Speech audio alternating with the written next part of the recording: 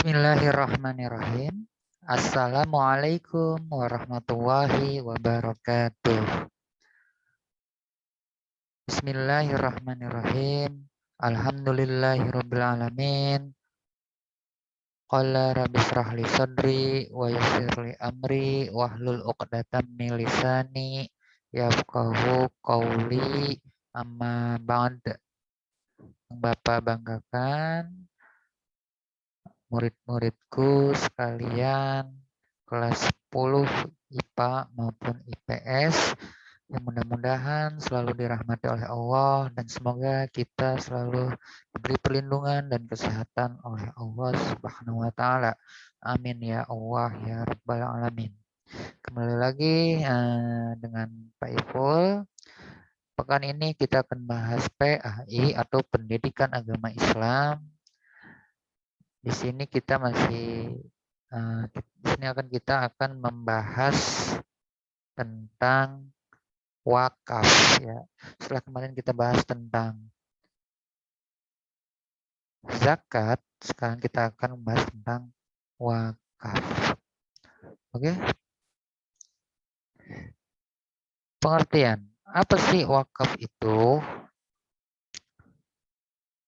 Pengertian wakaf secara bahasa ya atau lugawi adalah menahan. Ya, secara istilah wakaf adalah menahan harta yang dapat dimanfaatkan untuk kepentingan umum tanpa mengurangi nilai harta. Nah, jadi wakaf ini tidak untuk diri sendiri. Malah dari diri sendiri yang punya harta itu, harta yang diwakafkan ini untuk dimanfaatkan oleh kepentingan umum seperti itu ya. Terus wakaf tujuannya apa? Untuk mendekatkan diri kepada Allah Subhanahu wa taala. Berbeda dengan sedekah, pahala wakaf jauh lebih besar lantaran manfaatnya yang dirasakan oleh orang banyak ya, oleh orang umum yang di sekitar dan sifatnya kekal. Selama itu masih bermanfaat, insya Allah selama itu juga dia akan mendapat pahala dari Allah ya. Pahala wakaf akan terus mengalir meskipun wakifnya atau yang memiliki hartanya ya telah meninggal dunia. Nah, seperti di sini ada nanti ada dalilnya ya dalam hadis Rasulullah. Jadi seperti itu ya. Jadi wakaf ini seperti untuk apa? Amal jariah bahasanya itu ya. Amal jariah kita karena harta kita sudah bahasanya kita bebaskan untuk dimanfaatkan oleh orang lain. Jadi enggak mungut, bahasanya enggak ada pungli gitu ya. Bahasanya pokoknya gratis, dimanfaatkan. Ya, macamnya seperti apa? Kayak misalkan mewakafkan TPU, Taman Pemakaman Umum, berarti selama itu masih dimanfaatkan untuk kepentingan umum, ada yang meninggal di situ, itu tidak dipungut bayaran dan lain sebagainya. Insya Allah ya bermanfaat untuk TPU ya pahalanya terus akan mengalir. Atau kita juga mewakafkan ada lahan kita punya tanah kita wakafkan nih untuk bangun sekolah atau bangun masjid. Nah selama itu bermanfaat ya insya Allah pahala pun akan mengalir terus walaupun orangnya sudah yang mewakafkannya sudah meninggal dunia gitu. Nah ini rukun dan syarat wakaf. Yang pertama ada orang yang wakaf ya atau disebut wakif. Apa sih syaratnya?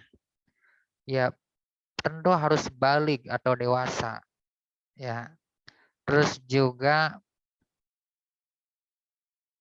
merdeka ya, tidak menjadi budak seperti zaman dulu. Terus berakal alias tidak gila dan cerdas, mengerti dan tanggap. Ya, dalilnya apa? La yukallifu wallahu nafsan illa usaha. Allah tidak membebani seseorang melainkan sesuai dengan kesanggupannya. Seperti itu. Ya, ini orang yang mewakafkan. Pelaku wakaf memiliki hak untuk berbuat kebaikan. Wakaf atas kemauan sendiri tanpa ada paksaan dari pihak manapun. Ya, kalau dipaksa ya nggak bisa, nggak usah wakaf kalau terpaksa. Nanti jatuhnya tidak ikhlas. Ini harus ikhlas kalau wakaf ini ya, biar pahalanya ada gitu, mengalir, diridhoi oleh Allah. Mubazir kalau misalkan kita sedekah, kita wakaf, kita mengeluarkan harta kita tapi kita tidak ikhlas, ya sama aja mubazir gitu ya, tidak akan bermanfaat bagi bagi diri kita, bagi orang lain gitu kan, seperti itu. Terus ada barang yang diwakafkan. Ya, barangnya ini milik sendiri ya, bukan boleh minjem. Ya, kekal abadi bendanya, tidak cepat habis pakai maksudnya. Contoh kayak macam masjid, sekolah, tanah yang buat dibangun untuk sekolah gitu ya. Jadi tidak cepat habis, misalnya cuma nggak habis sehari 2 hari gitu, maksudnya dia dia benar-benar terus bisa dipakai gitu ya. Ada akad wakaf antara pembeli dan penerima wakaf. Syarat barang wakaf. Apa syarat barang wakaf? Itu benda wakaf tidak diperbolehkan. Imam Syafi'i berkata, benda wakaf tidak diperbolehkan melainkan bila bendanya tetap utuh. Jadi kalau bendanya nggak utuh tidak boleh diwakafkan ya. Tidak berkurang karena diambil manfaatnya. Oleh karenanya tidak boleh mewakafkan makanan karena akan habis segera. Kalau makanan nggak bisa diwakafin. Jadi benda ya, ini sifatnya adalah benda, baik itu yang mungkin tanah, bangunan, gitu kan. Atau mungkin kayak macam ini juga, kamu bisa mewakafkan apa?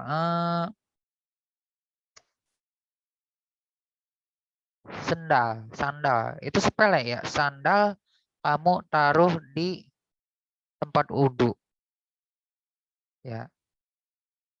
Nah, siapa yang memakai sandal itu untuk dimanfaatkannya berwudhu, sholat, nah itu kan kebaikan kan ya. Insya Allah yang memberikan wakaf tersebut akan mengalir pahalanya. Ya, yang paling sepele itu aja.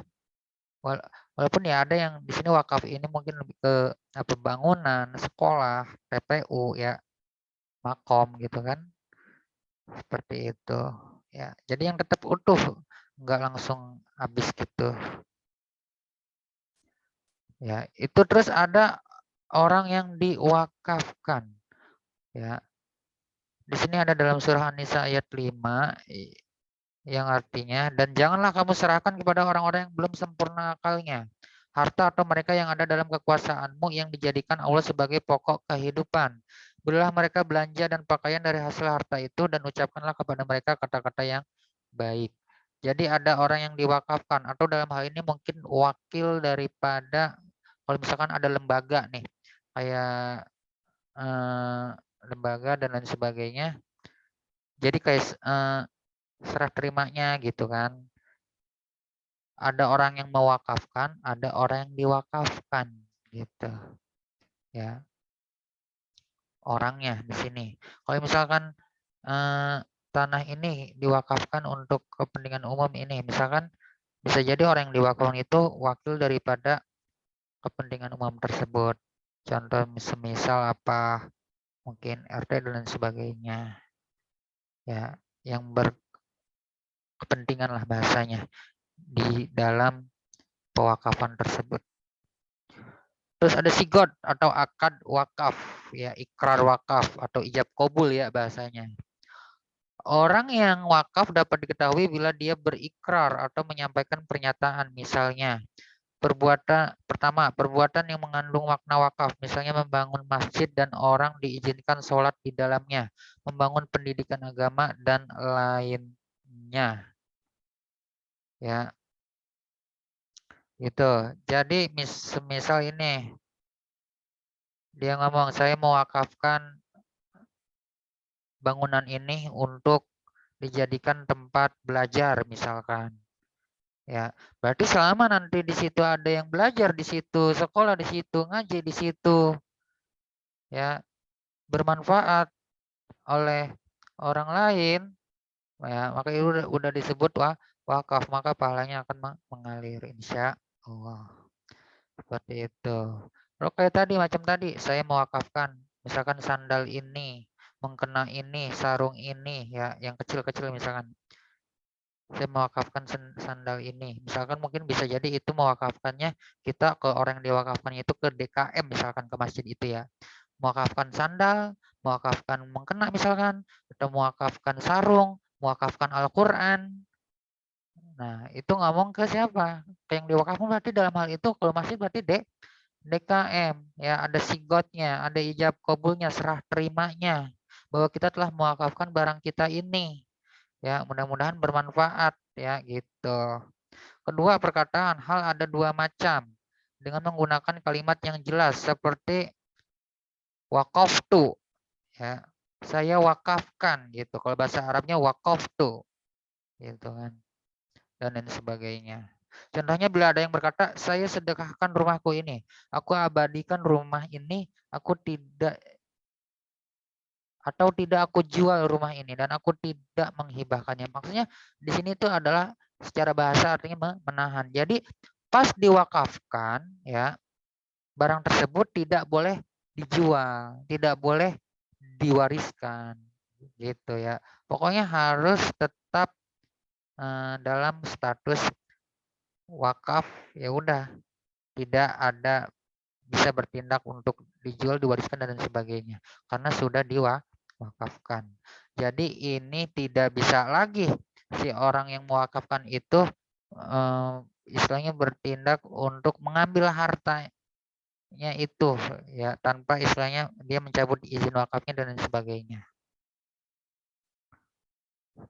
Ketiga, wasiat. Misalnya bila aku meninggal dunia maka aku wakafkan rumah ini. Akad semacam ini dibolehkan sebagaimana pendapat Imam Ahmad. Karena kalimat ini merupakan wasiat. Nah, ini wasiat ya. Kalau yang pertama itu langsung ya. Kalau yang kedua itu apa namanya? Sama aja sih ya, langsung untuk mewakafkan ini. Kalau ini wasiat, kalau orangnya lagi sakit udah mau meninggal, dia ngomong atau bikin surat, aku wakafkan misalkan rumah ini untuk dijadikan rumah yatim misalkan. Berarti rumah itu tidak bisa tuh diwariskan ya, karena sudah diwakafkan. Ya, seperti itu. Oke, ini dalilnya nih, dalil wakaf. Yang pertama ada surah Ali Imran ayat 92. Bismillahirrahmanirrahim.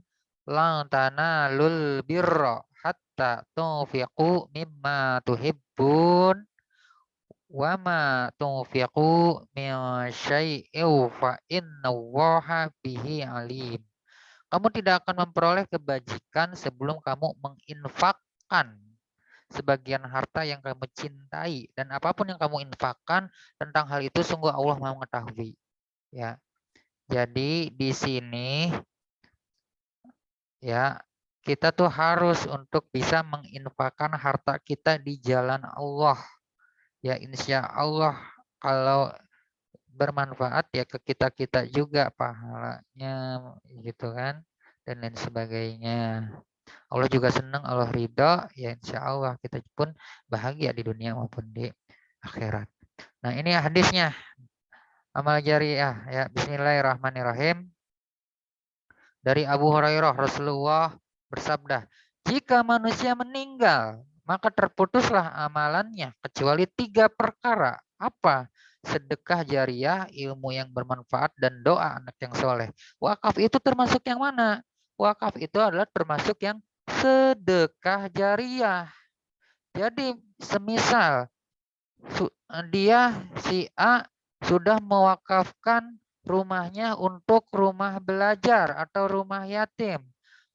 Terus si A itu meninggal, ya. Saat masih hidup, rumahnya itu bermanfaat, dia dapat pahala.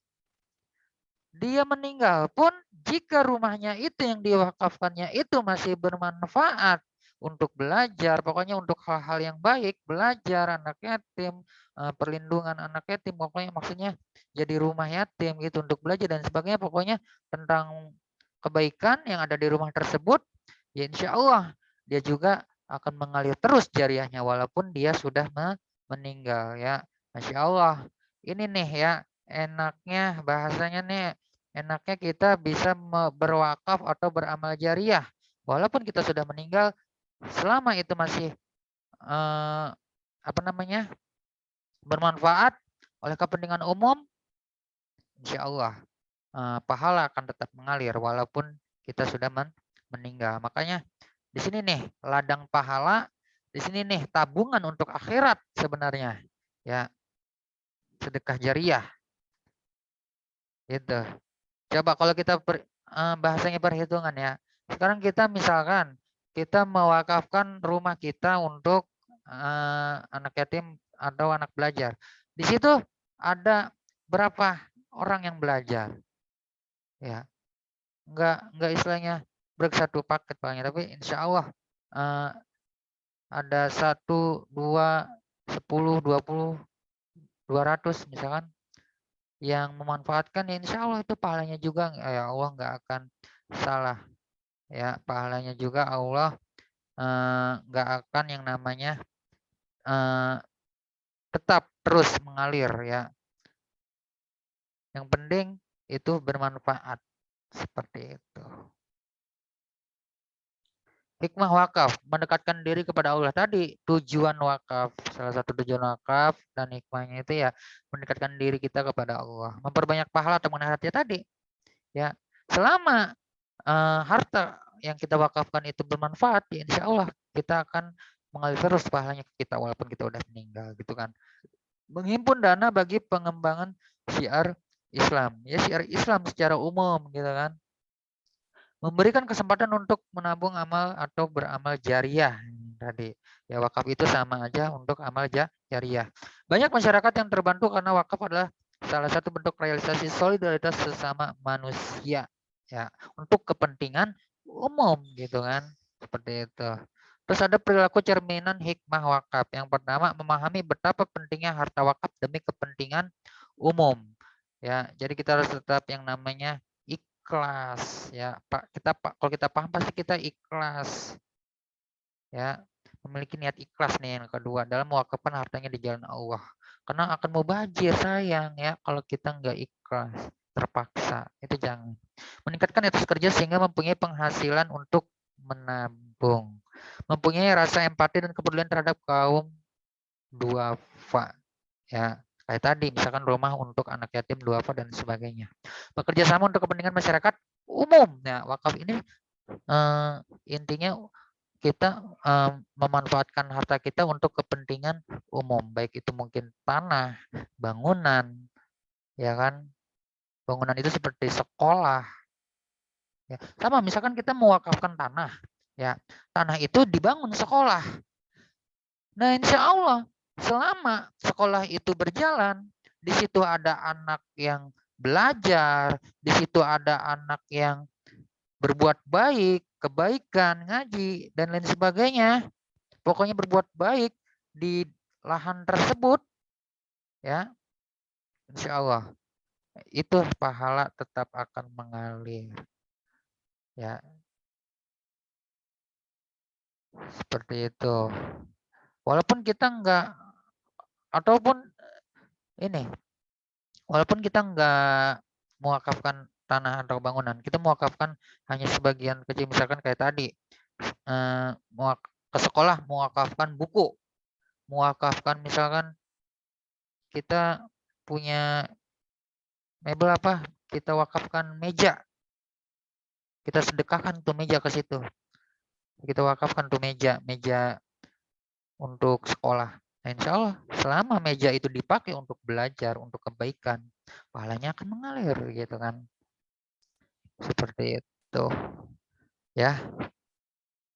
Oke, sampai di sini pembahasan tentang wakaf ya. Mudah-mudahan kita bisa ya untuk menjadi seorang yang bisa terus berbuat baik, berempati, eh, bisa bekerja sama untuk kepentingan masyarakat umum gitu ya.